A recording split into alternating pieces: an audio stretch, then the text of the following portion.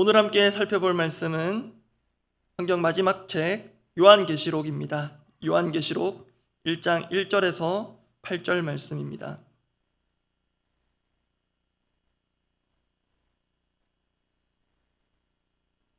요한계시록 1장 1절에서 8절까지 말씀입니다.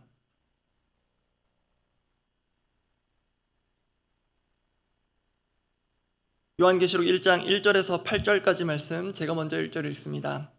예수 그리스도의 계시라. 이는 하나님이 그에게 주사 반드시 속히 일어날 일들을 그 종들에게 보이시려고 그의 천사를 그 종 요한에게 보내어 알게 하신 것이라. 요한은 하나님의 말씀과 예수 그리스도의 증거 곧 자기가 본 것을 다 증언하였느니라. 이 예언의 말씀을 읽는 자와 듣는 자와 그 가운데에 기록한 것을 지키는 자는 복이 있나니 때가 가까움이라. 요한은 아시아에 있는 7 교회에 편지하노니 이제도 계시고 전에도 계셨고 장차 오실 이와 그의 보좌 앞에 있는 7 영과 또 충성된 증인으로 죽은 자들 가운데에서 먼저 나시고 땅의 임금들의 머리가 되신 예수 그리스도로 말미암아 은혜와 평강이 너희에게 있기를 원하노라. 우리를 사랑하사 그의 피로 우리 죄에서 우리를 해방하시고 그의 아버지 하나님을 위하여 우리를 나라와 제사장으로 삼으신 그에게 영광과 능력이 세세토록 있기를 원하노라. 볼지어다 그가 구름을 타고 오시리라. 각 사람의 눈이 그를 보겠고 그를 찌른 자들도 볼 것이요 땅에 있는 모든 족속이 그로 말미암아 애곡하리니 그러하리라. 아멘. 주 하나님이 이르시되 나는 알파와 오메가라. 이제도 있고 전에도 있었고 장차 올 자요 전능한 자라 하시더라. 어제로 구약 역대상 본문 묵상이 끝이 나고 오늘부터는 요한계시록 말씀을 묵상하게 됩니다. 보통 묵상 첫 시간에는 책에 대한 개관을 다루어 온 관례가 있는데요. 앞으로 각 설교자들을 통해서 수시로 개관적인 내용을 접하게 될 것입니다. 그래서 오늘은 이 계시록을 대하는 태도 또는 자세에 대한 것을 먼저 나누고자 합니다.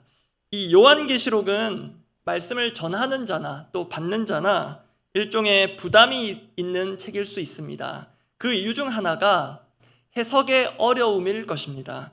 말씀에 대한 해석이 설교자인 저부터가 불완전할 수 있다 보니 그것이 부적절한 적용으로 이어질 수 있습니다. 그래서 뭔가 요한계시록은 다른 성경들보다는 조심스럽게 다루어야 할 것 같고 계시된 책이지만 여전히 봉인되어 있는 듯하기도 합니다. 그런데 이 요한계시록을 아주 용감하게 적극적으로 풀어내는 경우도 있습니다.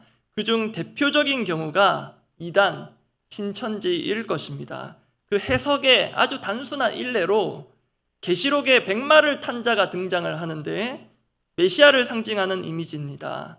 검색해 보시면은 금방 찾아보실 수 있는데 그 백마를 탄 이가 신천지 교주 이만희입니다. 이만희가 직접 백마를 탄 것인지 사진을 합성한 것인지는 모르지만 이만희가 백마를 타고 찍은 사진이 인터넷에 검색하면은 즐비해 있습니다.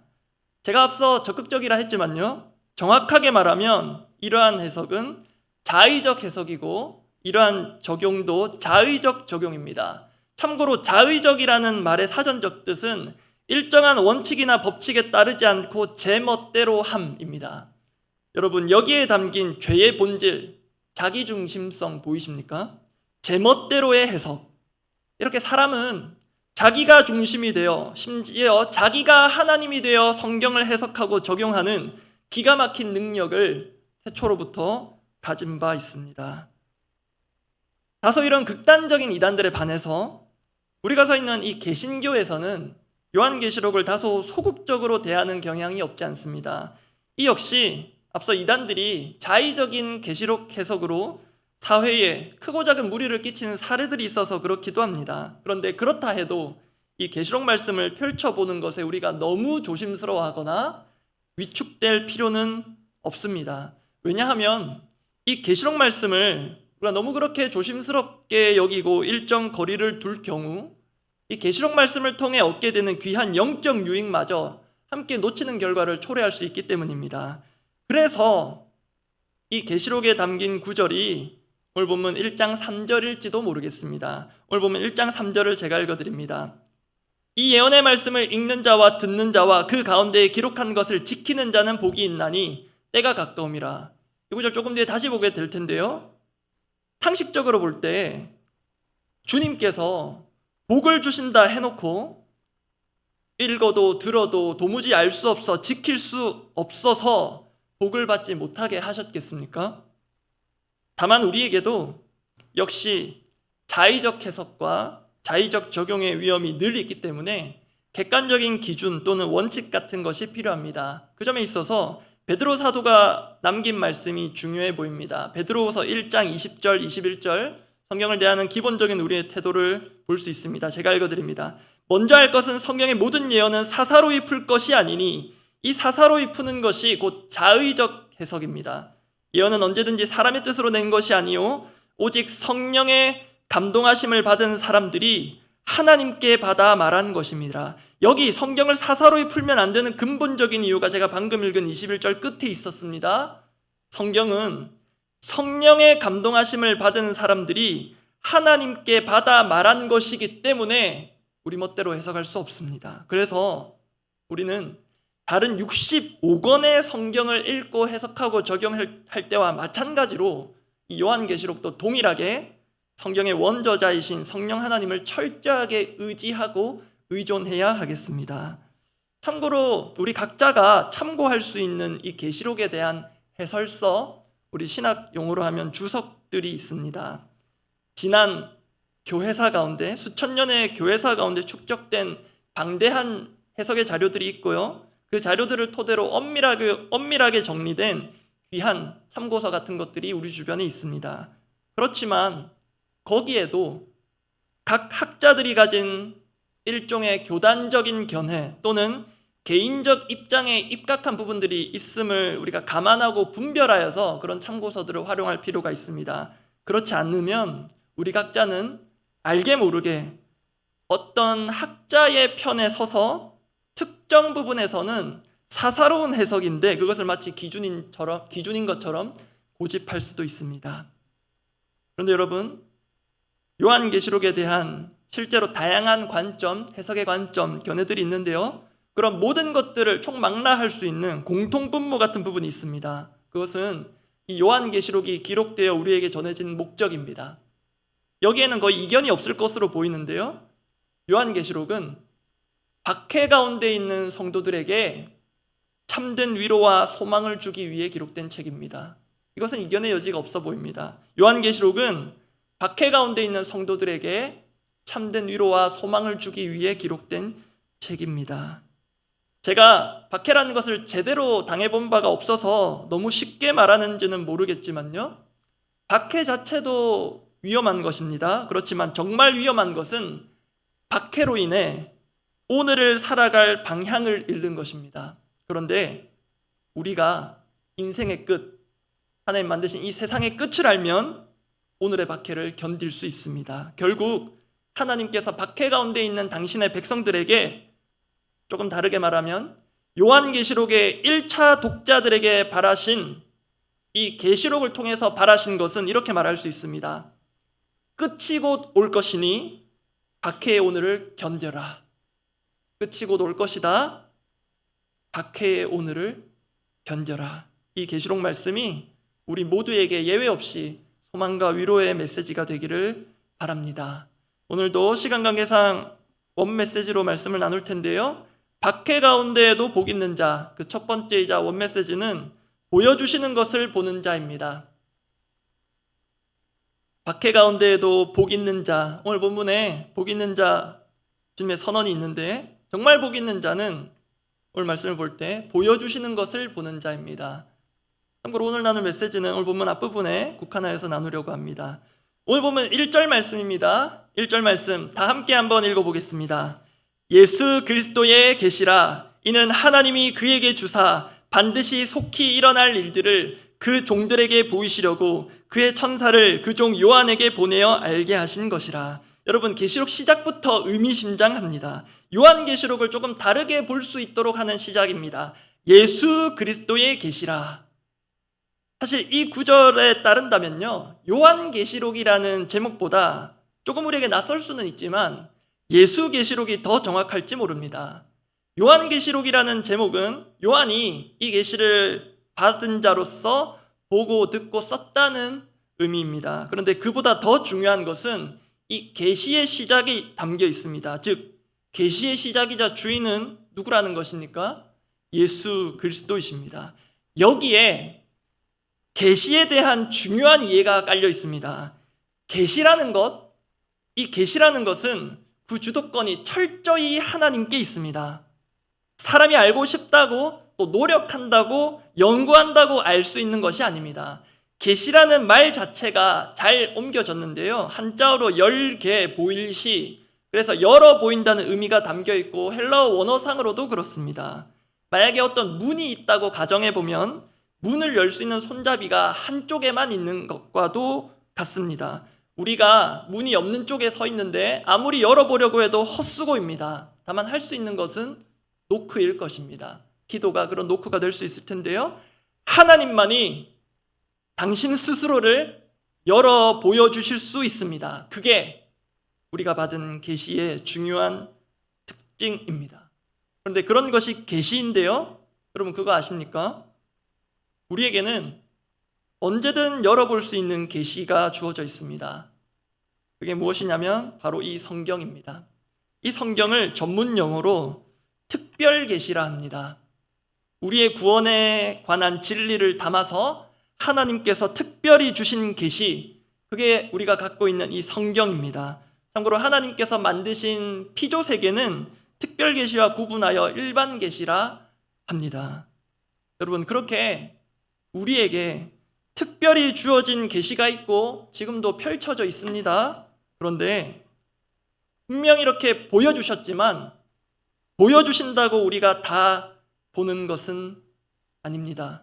왜냐하면 이 기록된 말씀을 실제로 모두가 읽고 듣고 지키는 것은 아니기 때문입니다. 또한 보여주셨지만 우리의 힘으로 본다고 다 볼 수 있는 것 역시 아닙니다.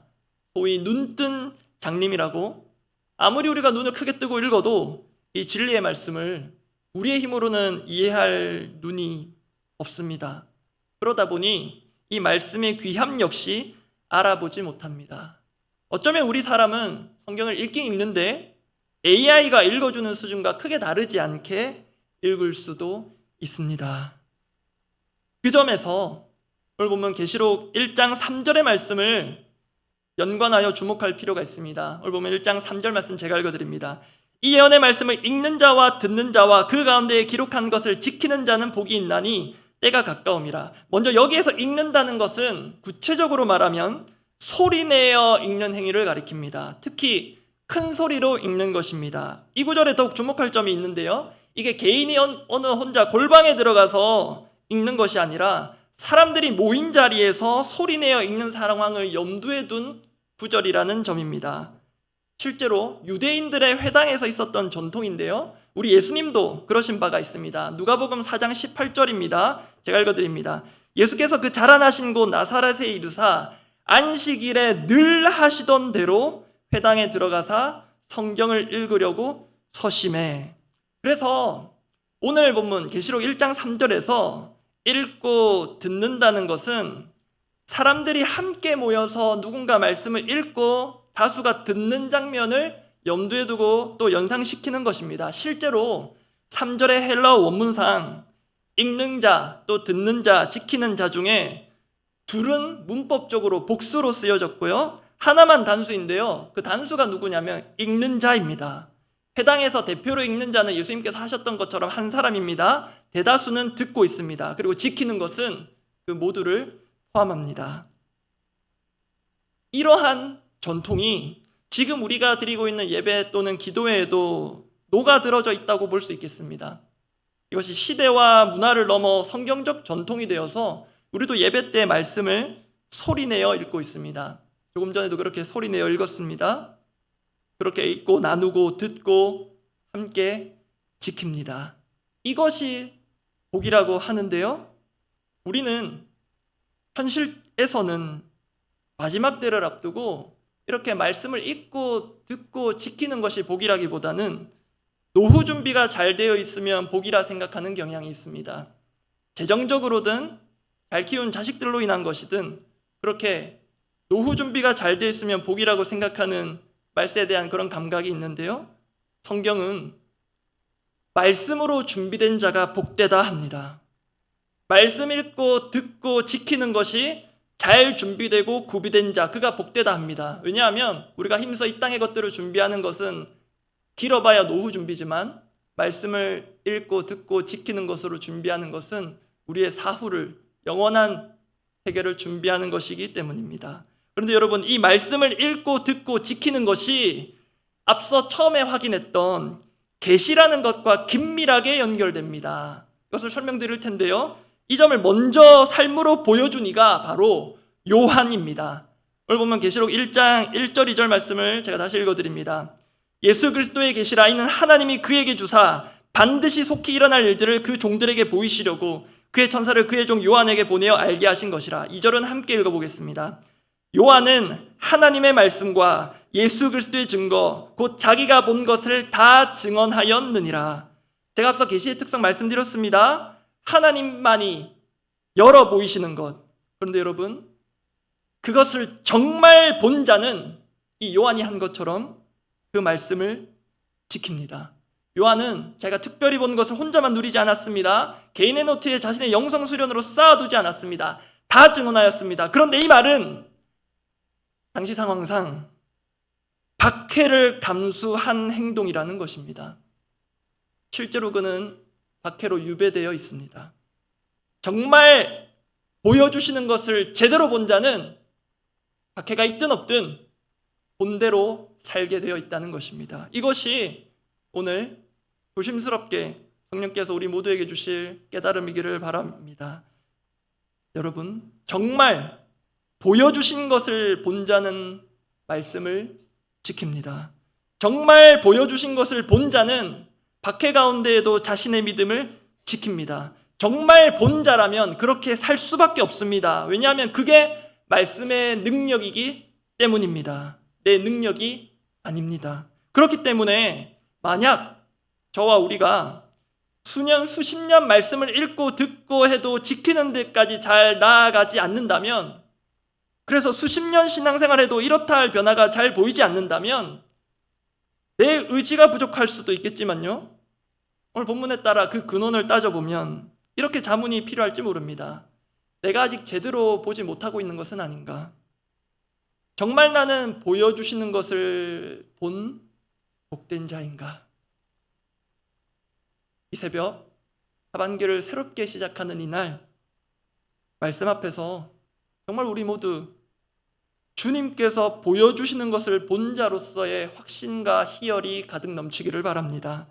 그래서 그 기쁨과 감사로 오늘 하루도 각자에게 크고 작게 있을 박해를 버티고 나아가 승리할 수 있기를 바랍니다. 기도하겠습니다.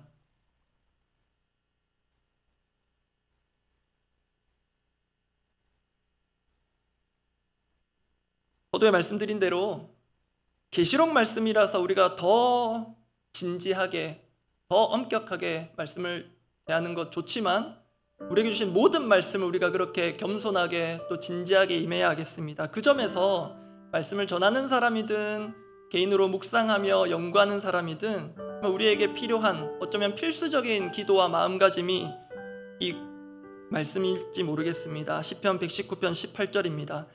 내 눈을 열어 주의 율법에서 놀라운 것을 보게 하소서.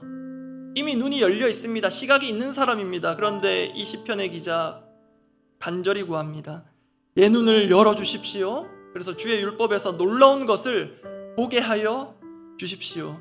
이미 보여주셨는데도 보지 못한다면 그것만큼 복을 잃어버리고 안타까운 자가 어디 있겠습니까?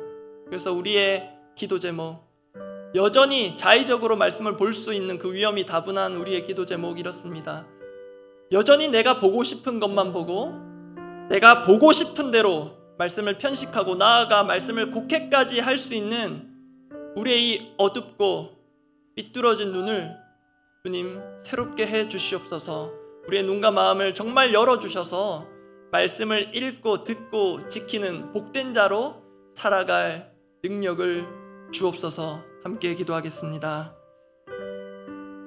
하나님 아버지, 불완전한 해석으로, 부적절한 적용으로 진리가 아닌 오류에 가까운 것들을 전할 수 있는 이 부족한 자를 주님 긍휼히 여겨주시고, 혹시 틀린 것을 전한 것이 확인된다면 겸손히 내가 틀렸음을 인정하고 정말로 이 어두운 눈을 주님께서 밝히 열어주시기를 절박한 심령으로 간구하며 나아가는 저와 우리 설교자들 되게 하여 주시옵소서. 또한 우리 성도들 목회자로부터 충분한 꼴을 얻지 못하여서 각자가 각자 도생의 마음으로 이런저런 자료들을 찾아보며 이런저런 설교들을 들어가며 성경에 대한 이해들을 쌓아가고 있는데, 하나님 그런 것들에도 섞여들어 있을 자의적인 해석들과 자의적인 적용들과 심지어 이단으로부터 도출된 자료들도 분별하지 못한 채 이런저런 짜깁기 된 것들로 성경에 대한 지식, 하나님에 대한 지식을 갖고 있다면 주님 분별케 하여 주시고, 정말 주님 보여주시는 것을 본 자는 그렇게 살 수밖에 없음을 보았사오니 주님 우리 눈을 열어주시고, 정말 우리에게 확연히 기록하여 주신 이 말씀 가운데 나타난 하나님의 진리를 볼 수 있게 하여 주시옵소서. 주님 정말로 우리 힘으로는 되지 않습니다. 우리의 눈을 열어주시고 우리의 마음을 열어주시고 삐뚤어진 눈을 바르게 하여 주시고 좁은 시야를 넓혀주시고 우리의 눈을 교정하여 주셔서 정말로 이 하반기의 새로운 날부터 정말로 우리 눈이 새로워지고 말씀을 대하는 우리의 마음이 새로워져서 주님 우리의 삶이 정말 보여주시는 것을 본 자로서 복된 인생으로 오늘의 박해를 견뎌가게 하여 주시옵소서. 공동의 기도 제목을 두고 기도하겠습니다. 이 계시라는 특성에 있어서 올해 우리의 표 힘써 여호와를 알자 마찬가지입니다. 우리가 아무리 힘써도 여호와 하나님을 털끝만큼도 알지 못할 수 있습니다. 하나님 우리에게 자신을 알려주셔야 하는데요, 정말 하나님 말씀에 대한 깨달음 또 그에 대한 순종으로 이 하반기가 가득 채워지기를 원합니다. 그렇게 우리를 사용하여 주시고 은혜를 더하여 주시옵소서. 우리가 살 길은 하나님의 말씀뿐입니다. 그 간절함으로 이 하반기를 그렇게 힘차게 시작하면 좋겠습니다. 어제부터 본당을 기도실로 개방하였습니다. 방학기간 계속 그렇게 개방될 텐데요, 어제 나눈 마음과 동일하게 오늘 각자가 닿는 모든 곳마다 기도실로 바꿀 수 있는 그런 기도의 사람으로 이 방학들을 보내기를 원합니다. 그리고 또 교회적으로 또 내일부터 시작될 우리 빙수기도회, 특별히 첫 주는 우리 다음 세대 여름 사역을 시작하는 시점에서 특별히 우리 다음 세대 교사들과 아이들 또 우리 다음 세대 사역을 위해서 기도하고 축복하는 시간을 가질 텐데요, 하나의 이벤트가 아니라 정말로 의미 있고 우리 가운데 정말로 힘과 위로가 되는 시간 되도록 기도하며 기대하면 좋겠습니다. 또 그 맥락에서 이번 주 그 다음 세대 여름 사역 첫 시작을 여는 유치부 그 여름 성경 학교 가운데 정말로 그 가운데에도 우리 간사님 통해서 또 우리 교사분들을 통해서 말씀이 선포되고 우리 아이들에게 가르쳐질 텐데, 우리 아이들에게 그렇게 들려진 말씀이 심령 가운데 새겨지고 우리 아이들의 삶 속에서 배어나오는 그런 귀한 은혜의 성경학교 되도록 기대하며 그렇게 축복하며 기도해 주시면 감사하겠습니다. 그렇게 기도하고 각자 기도하고 돌아가시기 바랍니다. 하나님 아버지, 우리의 힘으로 하나님을 알아갈 수 없는 것 하나님 아십니다. 그래서 우리에게 말씀을 주셨고 심지어 사람의 몸으로 이 땅 가운데 오시기까지 하여서 하나님이 어떤 분이신지를 우리에게 밝히 보여주셨습니다. 주님, 이 하반기 역시 우리가 분명 힘을 내고 또 분발은 하겠지만 그러함에도 우리의 힘으로 할 수 없다는 그 겸손한 고백과 기도 간절함 위에 주님 하나님을 더욱 알아가기를 원하오니 하반기에도 말씀에 대한 깨달음으로 우리의 심령이 솟구쳐 오르듯 살아나는 것을 경험하게 하여 주시고 그 말씀에 나를 실어 던질 수밖에 없는 그 순종의 능력을 맛보아 알아서 하나님 순종하여서 한 걸음 내딛는 자만 알 수 있는 그 살아계신 하나님을 알아가는 은혜를 이 하반기 가운데 우리 교회 가운데 풍성히 허락하여 주시옵소서. 주님, 이 본당을 기도실로 활용하고자 합니다. 또한 꼭 본당이 아니어도 오늘 우리 각자가 처한 곳, 지나가는 곳, 걸어가는 곳, 삶의 모든 순간, 삶의 모든 곳들을 기도실로 하나님과 소통하며 교제하는 순간과 장소로 활용할 수 있는 믿음의 사람들 되게 하사 오늘도 막히고 답답한 모든 상황들을 하나님과 뚫려있는 기도로 뚫어낼 수 있도록 우리 가운데 은혜를 더하여 주시옵소서. 아버지, 내일부터 또 빙수기도회 4주간의 귀한 기도의 시간들이 시작되며 또 우리 다음 세대 여름 사역을 위해서 기도하고 함께 축복하며 기도하고자 합니다. 주님, 이 빙수기도회가 우리 사람을 위한 것도 있지만 우리 주 하나님께 우리 하나님의 마음을 시원케 해드리는 그런 충성된 사자들의 기도와 또 찬양과 모든 기도회가 되게 하여 주시옵소서. 세우신 모든 강사들을 지켜주시고 또 우리 다음 세대 교사들이 동원되는 자리가 아니라 우리 아이들이 동원되는 자리가 아니라 하나님 앞으로 자원하는 심령으로 나올 수 있게 하시고 그렇게 나온 자들에게 쏟아부어 주신 은혜를 맛보는 빙수기도회 되게 하여 주시옵소서. 우리 지부 여름 성경학교 이번 주말에 시작되는데 그렇게 우리 석정미 간사님을 필두로 처음으로 갖게 되는 이 성경학교 은혜 주시고 우리 강사님과 교사들과 또 부모들이 먼저 예수님이라면 어떻게 하실지를 준비하는 과정 가운데 늘 고민하고 기도하며 찾아서 주님께서 주인 되시는 성경학교 되게 하시고 그 가운데 선포되고 가르쳐질 모든 말씀들이 우리 아이들에게 들려질 텐데 듣고 흘러 지나가는 것이 아니라 우리 아이들의 심령에 새겨져서 우리 아이들이 예수님 닮은 아이들로 세워져 가는데 그런 복된 인생으로 세워져 가는데 귀한 은혜의 통로가 되는 성경학교 되게 하여 주시옵소서.